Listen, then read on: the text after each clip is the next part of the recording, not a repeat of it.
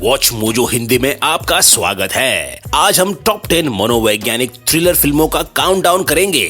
इस लिस्ट के लिए हम सबसे रहस्यपूर्ण, ड्रामेटिक और इमोशनल रूप से हमें थका देने वाली फिल्मों को देखने वाले हैं।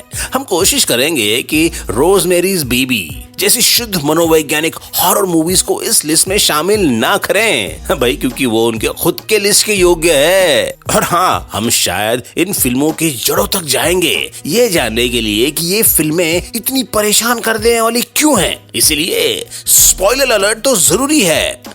Number 10, insomnia 1997। कई मूवी फैंस क्रिस्टोफर नोलन के 2022 की रीमेक से अधिक परिचित हो सकते हैं, लेकिन ये मनोवैज्ञानिक थ्रिलर नॉर्वे में जन्मे डायरेक्टर एरिक शोल्बेर द्वारा 1997 में ही हमारे पास लाई गई थी। इस फिल्म में स्टेलन स्कार्सगार्ड, जो एक स्वीडिश पुलिस वाले हैं, 24 आवर्स डे लाइट के साथ नॉर्वेजियन शहर में एक हत्यारे की तलाश में पहुंचते हैं, और वो हत्यारा भी काफी चालाक, इनसे हमेशा एक कदम आगे रहता है। 24 आवर्स डे लाइट मतलब नींद की कमी तो रहेगी ही बॉस। जांच पड़ताल के दौरान स्कार्सगार्ड के कैरेक्टर को इसी नींद की कमी के कारण अपना विवेक बनाए रखना बहुत मुश्किल हो जाता है, और वो एक बहुत महंगी गलती कर बैठते हैं। कोई फर्क नहीं पड़ता कि आप ओरिजिनल देखें या रीमेक, दोनों वर्जन्स में इंसोम्निया एक रोमांचक थ्रिलर ही है। Number 9, the machinist 2004। I know who you are. Christian Bale ने परेशान इंडस्ट्रियल वर्कर्स के चित्रण के लिए कई प्रशंसा और पुरस्कार प्राप्त किए हैं। फिल्म में उनके किरदार को नींद की कमी और तेजी से घटते वजन के कारण हैलुसिनेशंस, पैरानोइया और पागलपन के दौरे पड़ते हैं। यह चौंकाने वाली बात है कि द मशीनिस्ट में हमारे आंखों के सामने ही कितने ड्रामेटिक तरीके से क्रिश्चियन बेल का शारीरिक रूप बदल जाता है, और ये फिल्म के प्रति उनके कमिटमेंट के बारे में बहुत कुछ कहता है। Perfect fit. बेल का किरदार ट्रेवर रेजनिक उनके शरीर में विकसित घाव और अत्यंत दुर्बलता के कारण आखिरकार एक चलते फिरते लाश की तरह नजर आते हैं। द मशीनिस्ट को भले ही पता ना हो कि वह जागा है या सोया, लेकिन दर्शकों को यकीन है कि यह फिल्म बहुत ही अनकंफर्टेबल और डरावनी है।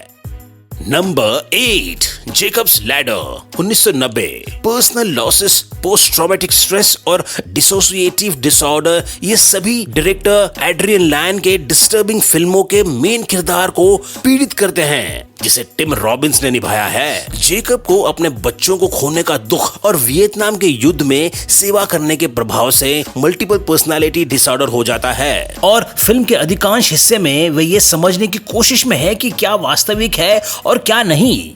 ये एक ऐसी फिल्म है जो आज भी थॉट प्रोवोकिंग और डरावनी है। Number 7, funny games.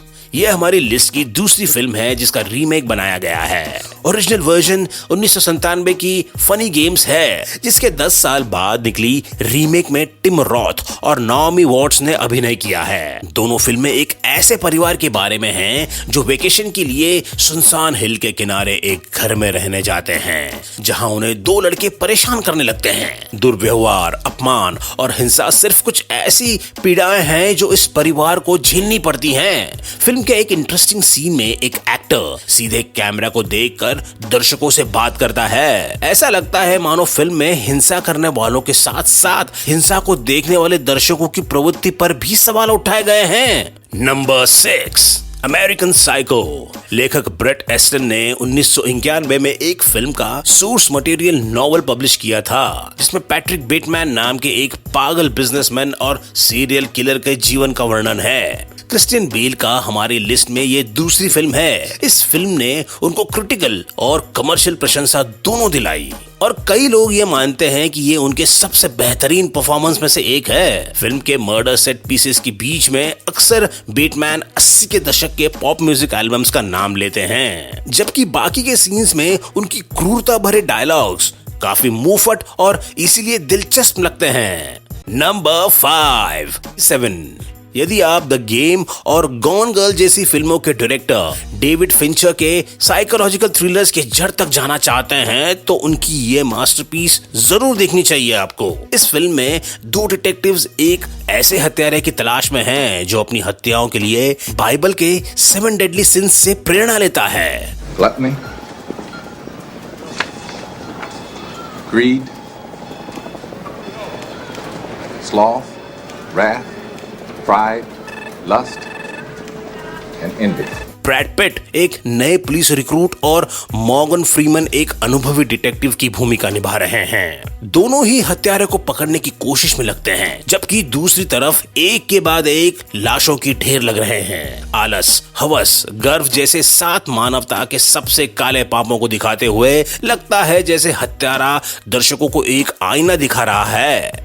Number 4, memento. 2000 Christopher Nolan फिर से अपने अद्भुत माइंड मेल्टिंग अनुभव मेमेंटो में हमारे दिमाग के साथ खिलवाड़ करते हैं। गाय पियर्स एक ऐसी व्यक्ति की भूमिका निभाते हैं जो अपनी पत्नी की हत्या के बाद एंट्रोग्रेड एमनीशिया से पीड़ित हैं। इसका मतलब है कि उन्हें शॉर्ट टर्म में कुछ भी याद नहीं रहता। अब क्लिक हुआ आमिर खान की मूवी के बारे में। हाँ, अब याद आया आमिर खान की short term memory loss movie. जी हाँ, मेन कैरेक्टर लियोनार्ड रहस्यों को जोड़ने की उम्मीद में अपने जीवन के महत्वपूर्ण विषय को अपने शरीर पर टैटू कर लेते हैं। हाँ, मैं उसी मूवी की बात कर रहा हूँ, 2008 में आई आमिर खान की गजनी।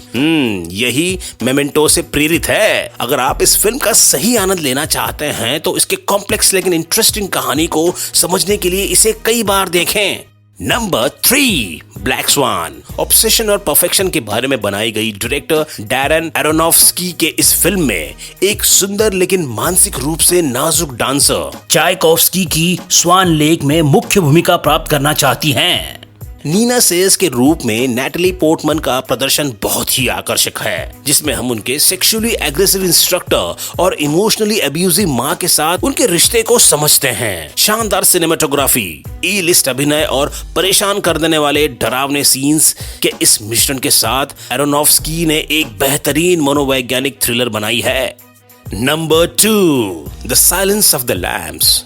दर्शकों ने पहली बार 1986 में माइकल मैन की मास्टरपीस मैन हंटर में डेविलिश डॉक्टर हैनिबल लेक्टर के रूप में ब्रायन कॉक्स को पसंद किया होगा, लेकिन एंथनी हॉपकिंस का ये शानदार चित्रण फैंस के दिमाग में रह जाता है। डायरेक्टर जोनाथन डेम ने विजय प्राप्त की जब 1991 में उन्होंने the silence of the lambs film बनाई, जिसमें क्लेरिस स्टार्लिंग नाम की एक FBI एजेंट बफेलो बिल नाम के एक सीरियल किलर की तलाश में हैं। कॉक्स और हॉपकिंस दोनों लेक्टर की भूमिका निभा चुके हैं, लेकिन इस फिल्म में कॉक्स के आइकनिक सीन्स दर्शकों के मन में डर पैदा कर देते हैं। इससे पहले कि हम इस लिस्ट के नंबर 1 को रिवील करें, चैनल को जल्द से जल्द सब्सक्राइब करें और नोटिफिकेशंस के लिए बेल आइकन को दबाना ना भूलें।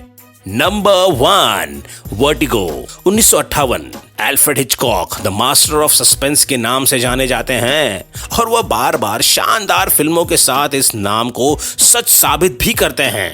इस फिल्म में हिचकॉक हमारा परिचय कराते हैं एक रहस्यमय महिला और जॉन स्कॉटी फर्ग्यूसन नाम के एक सैन फ्रांसिस्को डिटेक्टिव से जो ऊंचाइयों से डरते हैं। 2012 में वर्टिगो ने ब्रिटेन की साइट एंड साउंड पत्रिका के greatest film of all time सम्मान को हासिल किया है। और सही भी है, क्योंकि इस थ्रिलर में जो कैरेक्टर्स की गहराई और प्लॉट ट्विस्ट हैं, वो दर्शकों को अंत तक सस्पेंस में रहने को मजबूर कर देते हैं। अगर आपने ये मूवी अब तक नहीं देखी है तो जाएं और जरूर देखें और हमें कमेंट्स में जरूर बताएं क्या आप हमारे इस लिस्ट से सहमत हैं।